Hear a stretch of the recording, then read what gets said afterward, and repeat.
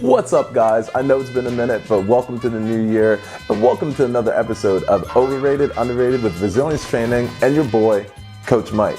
This is that talk show where you guys give me topics based on fitness, nutrition, and sports performance, and I let you know whether I think they're overrated or underrated.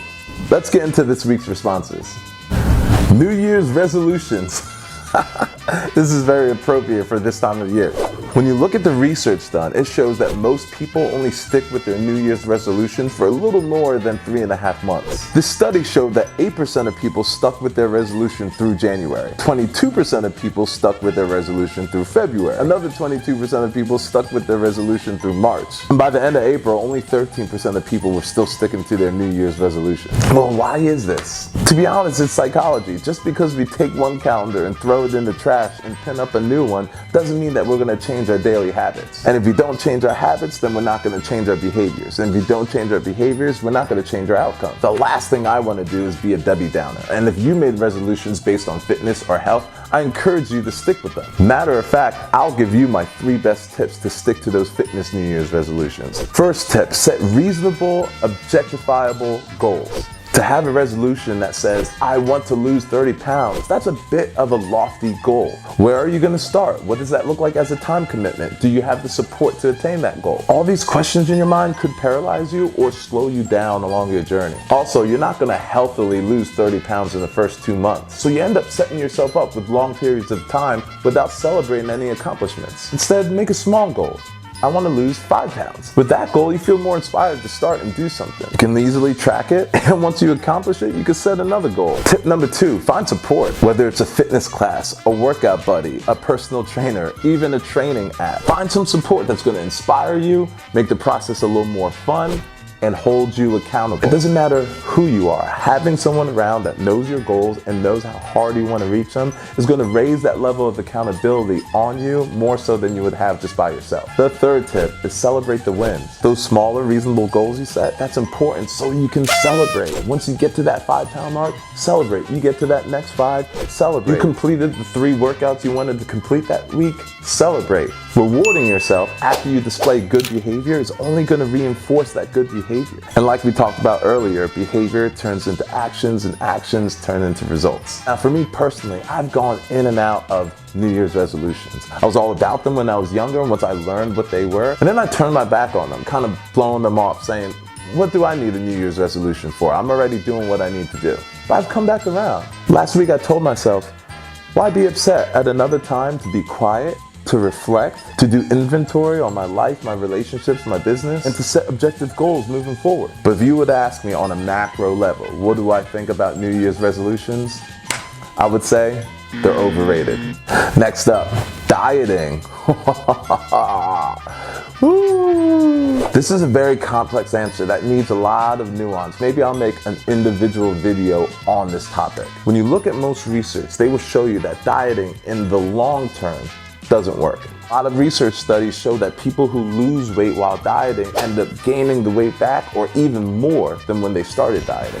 Other research studies have linked hardcore dieting to malnutrition and eating disorder. And we don't want none of that. But you knew there was a but coming. Research has shown the efficacy of dieting if you do it the right way. Now, what is the right way? Here at Resilience Training, we don't believe in dieting. Well, not in the traditional sense. You see, most diets out there, or the traditional mindset of dieting, is a very restrictive one. You can't have this, you can't have that. And that's why most people don't like to do it, because it's human nature to not want things taken away from us. And that's exactly why our philosophy is to expand and diversify your nutritional portfolio. Instead of saying you can't have this food, we say try these different foods. Instead of saying you can't have this drink, we say try these drinks instead. So the mindset to nutrition is totally different when you feel things are being added rather than taken away. So when we do want to lose body fat, we have our clients go into a subtle calorie deficit with a lot of food options, and we work from the other end of the candle with increasing the amount of movement we do and the amount of exercise we do. This makes dieting more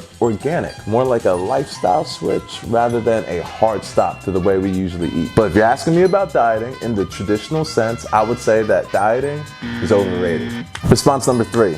Spin classes, okay, I guess you're wondering if they're effective or not.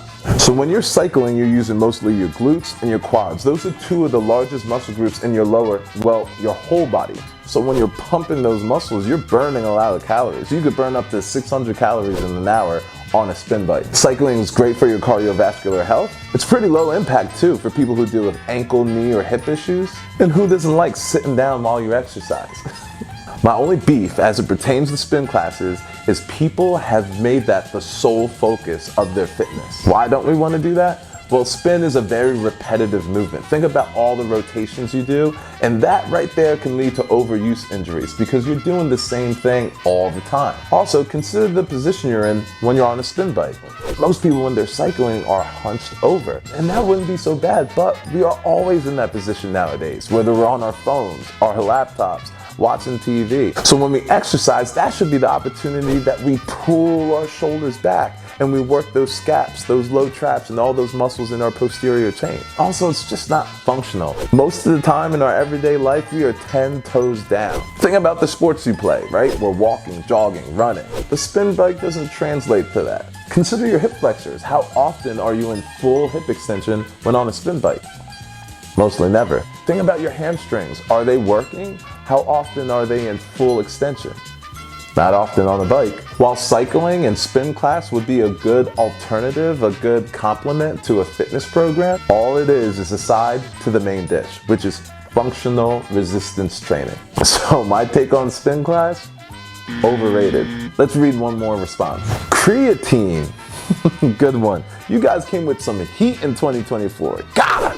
When it comes to supplements like creatine, I get asked this question a lot from my high school, college, pro athletes, even my weekend warriors. Should I take it? Is it safe? Is it effective? And generally my answer is yes, yes, and yes. But I say that generally and not to everybody, and I'll explain why. Little Johnny boy over here is a 15-year-old varsity athlete. He trains here and there, mostly relying on his natural talent, but this year he wants to train to get bigger, faster, stronger, so hopefully he can make all state next season. He saw his friends taking creatine, he asked his mom to buy him some. Now mom and Johnny boy are coming to Coach Mike to ask, should my son take this? And just because I know Johnny boy really well, I tell him no. And here's why. Johnny boy doesn't sleep enough. He can stay up until 1 a.m. playing Call of Duty with his friends. Johnny boy doesn't eat enough. He can get by at lunch eating a cup of curly fries, a honey bun, and a Mountain Dew. And 3, Johnny boy doesn't train consistently enough. 1 week he gets 1 workout, the other week maybe 2, the other week 1 workout again.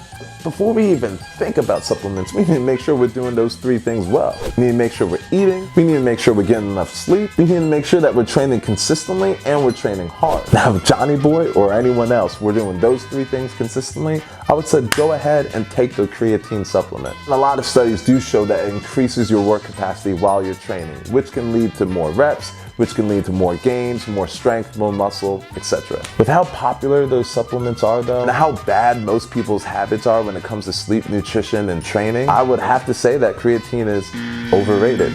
Thank you for watching another episode. You guys know I love to do this, and I'm gonna keep doing this as long as you keep responding to me. Next week, I'm gonna put another prompt on one of my stories and leave a question box for you guys to leave me topics based on fitness, nutrition, or sports performance, and I will let you know whether I think it's overrated or underrated. Stay resilient.